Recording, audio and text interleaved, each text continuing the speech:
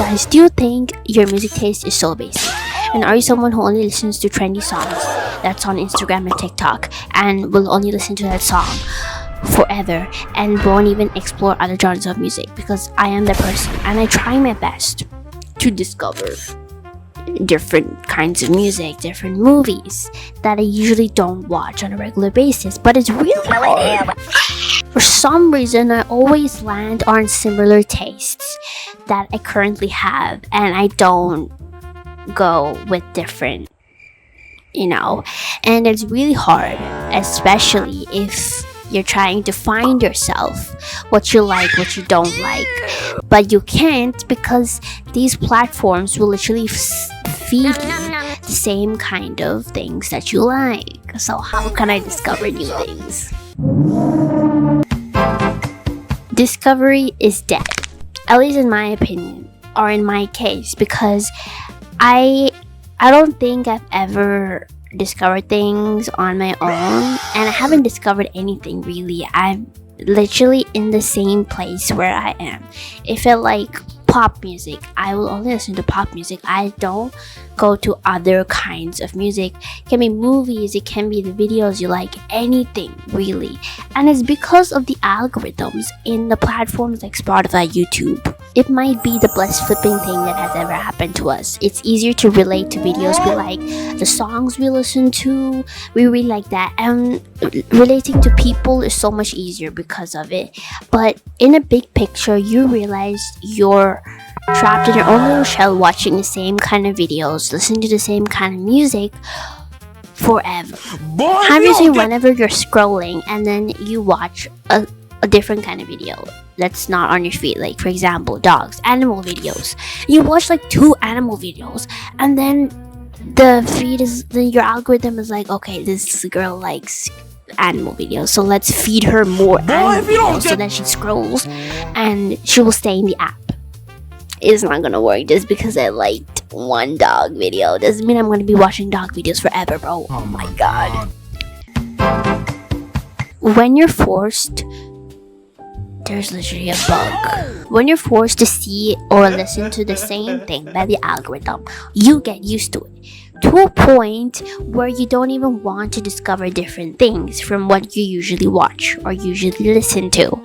And at least for me, if I'm trying to watch a new kind of video that's very different, let's say I love comedy and now I'm going into educational type of videos, it's a really hard watch because what I'm trying to say is that we're in this comfort zone where our brain is scared of change. Oh my god, this girl is trying something new again, let's make her freeze. And let's say you've been in your house for over 20 years, right?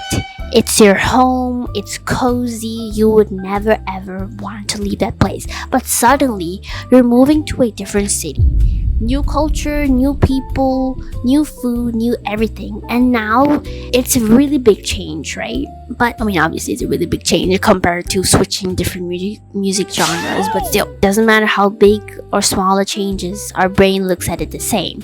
And what I'm trying to say again is we are in this comfort zone where we don't want to try out new things. And the algorithm might be feeding us this, but our comfort zone won't let us explore new things. The algorithm may be the first step, to make us get used to the same things. And the next step would be ourselves getting very used to watching the same things, and we wouldn't want to go and explore other things. Does that make any sense? And once you get like super used to it, like 20 years you've been on the same thing, not exploring any sides of yourself, then you will not change. They say you cannot change a person. Yeah, I feel like we will end up like that if we don't explore some sides of ourselves. So isn't it scary that the algorithm is doing this to us? I have a cold right now, and when that feeling where you're trying to sneeze but you can't sneeze, yeah, that's happening right now. I can't sneeze. If we're getting too deep into that comfort zone, we're gonna get lost. It's nice at first that we're watching videos that we like, but it's fun. But what if we could have been watching different kinds of videos that we might also like? Or what if we missed out on a part of ourselves that we could have discovered through these videos, or through music, through art, and other things? And it all started with the algorithm. Oh my God, bro.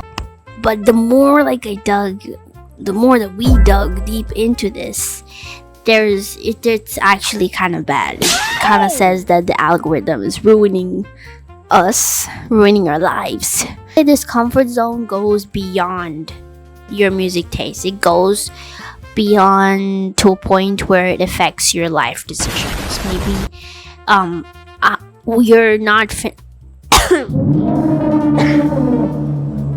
damn. Maybe you're not finishing a certain task. It's really important, you're supposed to finish it, but for some reason you fear it. It's an uncomfortable situation. It's not your comfort zone. It's uncomfy. You don't want to do it. And that's just a simple task. And it's like a very small, like the spit. It's not even that big of a deal. But let's say it goes to a point where it affects those big deal situations, then it's kind of bad, isn't it? And I feel like it does go beyond this for certain people. For me, yeah, I have a lot of comfort zones, and it's bad. Comfort zone is bad. So, and it's so scary that we're getting brainwashed from just scrolling, bro. It's just, and it's ruining our lives, which is crazy because scrolling is really fun. You're just watching 30-second videos. It's so fun, but you were watching 30-second videos for the past 30 minutes, bro. That's not fun. Yeah. So yeah, this is what I was thinking about today. Actually, like yesterday-ish. And I wrote the script. So if you like these kind of videos, me having weird observations, daily observations, and making them into videos, if you like those kind of videos, let me know, because I'll be making a lot more. Yes. Bye bye. Subscribe.